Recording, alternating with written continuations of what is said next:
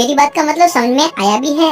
और जब नूर कहने ही वाला होता है कि वो भी भागने वाला है, तभी इनेस कहती है हम पर हमला हो रहा है। और इनेस जल्दी से अपने स्किल का इस्तेमाल करके सारे अटैक्स रोक लेती है। फिर एक सोल्जर किंग डेरिडास से कहता है, मैजेस्टी अच्छा होगा कि आप अपनी सेफ्टी के लिए पीछे चले जाएं। और किंग जाते हुए कहता है, ये काम जल्दी निपटाओ। और सभी सोल्जर्स लगातार जादुई कैनन का इस्तेमाल करके इन पर हमला करते ही जा रहे हैं, जिस वजह से नूर कहता है, ऐसे तो हम यहाँ पर फंस चुके हैं और लगता है कि बस एक ही तरीका है यहाँ से निकलने का। और नूर फिर लिन से कहता है, मैं इनका ध्यान अपनी तरफ करता हूँ जिससे तुम तीनों यहाँ से भाग जाना। और नूर फिर सोचता है, मैं लड़ाई करने में अच्छा नहीं हूँ, लेकिन मैं बचकर भागने में काफी अच्छा हूँ। और जब मैं छोटा था तब मैं शहद इकट्ठा करने के चक्कर में काफी बार मधुमक्खी का छत्ता जमीन पर गिरा देता था, जिस वजह से मुझे उनसे बचकर भागना पड़ता था। और अगर अब मैं वैसे ही भागा तो हो सकता है कि काम बन जाए। और फिर लिन से कहता है, चिंता मत करो, मेरा मरने का कोई प्लान नहीं है और मैं जिंदा वापस आ जाऊंगा। लिन ये सुनकर कहती है, अगर ऐसा है तो मुझे आपकी जरा सी मदद करने का मौका दीजिए। नूर कहता है, ठीक है। और फिर लिन नूर के पीछे 2 हाथ रखकर खड़ी हो जाती है, जिस वजह से नूर सोचता है, क्या ये कोई डिफेंस मैजिक इस्तेमाल करने वाली है। और लिन कहती है, झटके के लिए तैयार हो जाइए, और अगर इस बार मैं अपने मैजिक को अच्छे से कंट्रोल कर पाऊंगी तो सब कुछ ठीक ही रहेगा।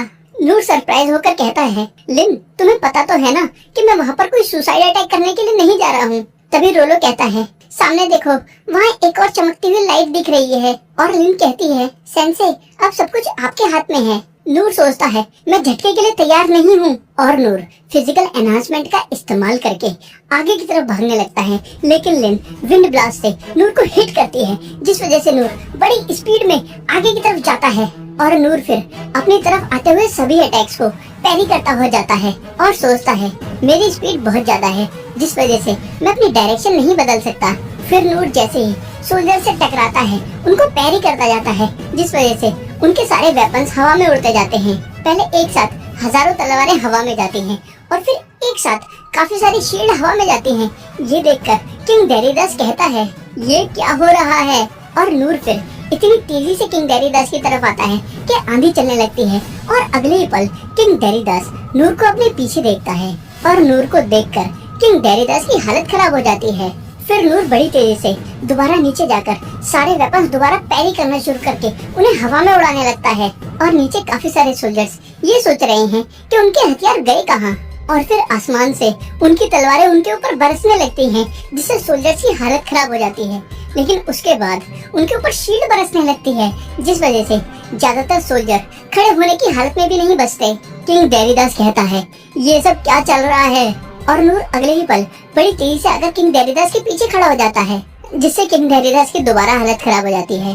फिर किंग डेरिडास कहता है, मैंने तुम्हें पहले भी देखा है, लेकिन इस बात का कोई सेंस नहीं बनता क्योंकि तुम काफी दूर खड़े थे और तुम इतनी दूर से अचानक यहाँ कैसे आ गए।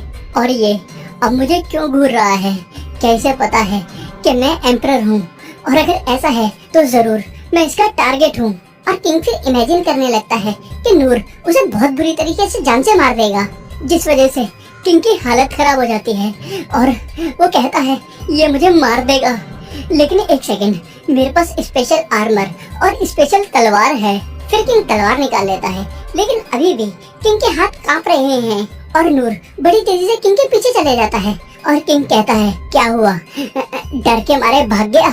और अगले ही पल किंग अपने पीछे काफी सारे ब्रायोनिक वेपन उड़ते हुए देखता है और एक ब्रायोनिक वेपन किंग के पास आकर गिरता है, जिस वजह से किंग दूर जाके गिरता है और कहता है, हमारे वेपन्स इतनी बुरी तरह से जमीन पर क्यों पड़े हुए हैं, आखिर ये सब क्या हो रहा है। क्योंकि मेरे सभी 10,000 सोल्जर्स के पास काफी अच्छे वेपन थे और एजेस शील्ड थी जो ड्रैगन के अटैक को भी रोक सकती है, और यहाँ तक कि ब्रायोनिक भी जो एक हिट से एक ड्रैगन को मार सकता है, सभी बेकार हैं।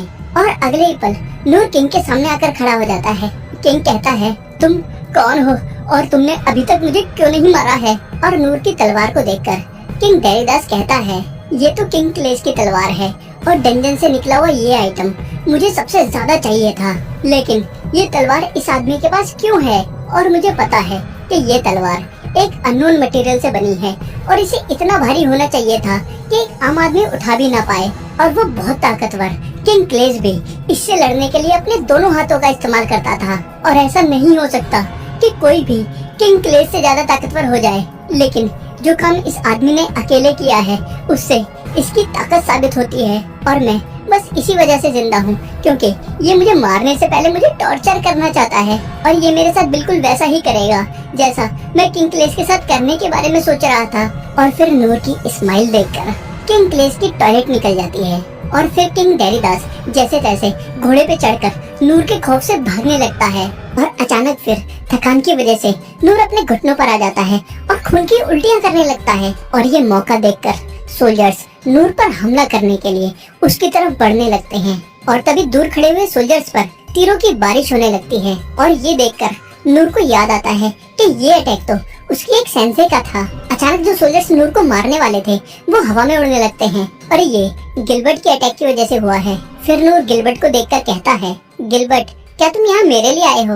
और गिलबर्ट पलटकर देखता है कि वहाँ पर स्वॉर्ड मास्टर भी आ चुके हैं और कहता है, आपको यहाँ पर देख के अच्छा लगा मास्टर। लेकिन स्वॉर्ड मास्टर नूर को नहीं पहचान पाते और कहते हैं, मुझे नहीं पता कि तुम कौन हो, लेकिन तुम्हारा शुक्रिया और अब हम बाकी सब कुछ संभाल लेंगे। और फिर गिलबर्ट और स्वॉर्ड मास्टर लड़ाई करने के लिए आगे बढ़ते हैं और स्वॉर्ड मास्टर फिर अपने एक ही अटैक से काफी सारे सोल्जर्स को जान से मार देते हैं। नूर ये देखकर सोचता है, मुझे याद है कि मैंने हमेशा ऐसा स्वॉर्ड्समैन बनने का सपना देखा है। और बैटलफील्ड पर हीलिंग मास्टर और मैजिक मास्टर ओकेन भी आ चुके हैं। हीलिंग मास्टर कहते हैं, मैंने उनसे कहा था कि ज्यादा लोगों को जान से ना मारे।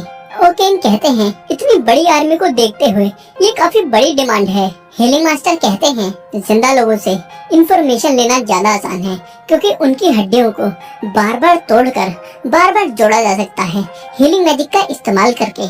ओकेन ये सुनकर थोड़ा इरिटेट हो जाते हैं और हीलिंग मास्टर कहते हैं, ये बस एक मजाक था। ओकेन कहते हैं, ऐसी बातें तुम्हारे मुंह से मजाक जैसी बिल्कुल नहीं लगती। और ये सब छोड़ो और अब समय आ चुका है मेरे लड़ाई में उतरने का। और फिर ओकेन मैजिक का इस्तेमाल करके काफी लोगों को वहाँ पर समन करते हैं और फिर सभी मिलकर अर्थवाइंड मैजिक का इस्तेमाल करके सारे सोल्जर्स को जमीन से जकड़ लेते हैं। तभी डैनलैंग भी अपने ट्रूप्स के साथ बैटलफील्ड में उतरता है और ओकेन फिर स्टोन प्रिजन मैजिक का इस्तेमाल करके काफी सारे सोल्जर्स को कैद कर देता है। और नूर उन सबको देखकर सोचता है, ये सभी लोग तो मेरे सेंसे हैं जिन्होंने ट्रेनिंग स्कूल में मुझे ट्रेन किया था और मुझे यकीन नहीं हो रहा कि आज मैं उन्हें दोबारा देख पा रहा हूँ। और फिर थोड़े समय बाद लिन नूर को हील कर देती है और नूर कहता है, शुक्रिया लिन, और अब मैं अच्छा फील कर रहा हूँ। लिन कहती है, आप सही में ठीक हो ना, और क्या आपको थोड़ा और रेस्ट नहीं करना चाहिए? नूर कहता है, नहीं, मैं काफी रेस्ट कर चुका हूँ। और सोचता है, लेकिन मुझे बहुत जोर से भूख लग रही है। फिर स्वॉर्ड मास्टर ओकेन से कहते हैं, इनकी आर्मी के कमांडिंग ऑफिसर से पूछताछ करने पर पता चला कि इनके सारे ट्रूप्स हार चुके हैं, लेकिन शायद इनका किंग यहाँ से भाग चुका है। ओकेन कहता है, उस बूढ़े आदमी में इतनी हिम्मत आ गई कि वो बैटलफील्ड पर आ गया। स्वॉर्ड मास्टर कहते हैं, उसे जरूर पूरा कॉन्फिडेंस होगा कि वो ये वॉर जीत जाएगा। नूर इनकी बातें सुनकर कहता है, क्या तुम उसी बूढ़े आदमी के बारे में बात कर रहे हो जो एक घोड़े पर सवार था और उसका घोड़ा सोने से लदा हुआ था? ये सुनकर ओकेन कहते हैं, शायद से उसने ऑरीहेक्लम मेटल का इस्तेमाल किया होगा और इसके बने हुए इक्विपमेंट काफी हाई क्वालिटी के होते हैं, जिनका इस्तेमाल करके वो यहाँ से इतना जल्दी भाग पाया। फिर स्वॉर्ड मास्टर कहते हैं, अगर वो बॉर्डर पार करके चला गया तो हम उसे नहीं पकड़ पाएंगे। ओकेन कहते हैं, अब नॉर्मल तरीके से उसे नहीं पकड़ा जा सकता, और अगर उड़ने का कोई तरीका होता तो हम उसे पकड़ पाते। नूर कहता है, शायद ये करना पॉसिबल है। ओकेन कहते हैं, तुम कहना क्या चाहते हो? नूर कहता है, अगर वो जिंदा हुआ तो ये करना पॉसिबल है। और फिर ये सभी ब्लैक ड्रैगन के पास पहुंचते हैं, जो कैनन के हमले की वजह से जमीन पर जा गिरा था। ओकेन ड्रैगन को देखकर कहते हैं, कितने कमाल का नजारा है, क्योंकि इतने लेजेंडरी क्रीचर को इतनी पास से देखकर मुझे लगता है कि इतनी लंबी जिंदगी जीने का मुझे फायदा मिल गया। हीलिंग मास्टर कहते हैं, मैं भी बिल्कुल ऐसा ही फील कर रहा हूँ, क्योंकि मेरे लिए भी ये पहली बार है कि जब मुझे किसी ने इतने बड़े ड्रैगन को हील करने के लिए कहा है। और फिर हीलिंग मास्टर ब्लैक ड्रैगन को हील करते हुए कहते हैं, नूर तुम काफी बड़े हो चुके हो और मैंने तो लगभग तुम्हें पहचाना ही नहीं था। ओकेन कहते हैं, मुझे बिल्कुल आइडिया नहीं लगा था कि तुम नूर हो, क्योंकि अब तुम काफी बड़े हो चुके हो। लेकिन नूर, तुम श्योर तो हो ना कि ये प्लान काम करेगा? क्योंकि ड्रैगन के ऊपर सफर करने का प्लान सुनने में काफी खराब लग रहा है। नूर कहता है आपको चिंता करने की कोई जरूरत नहीं है क्योंकि हमारे साथ रोलो है। ओकेन कहते हैं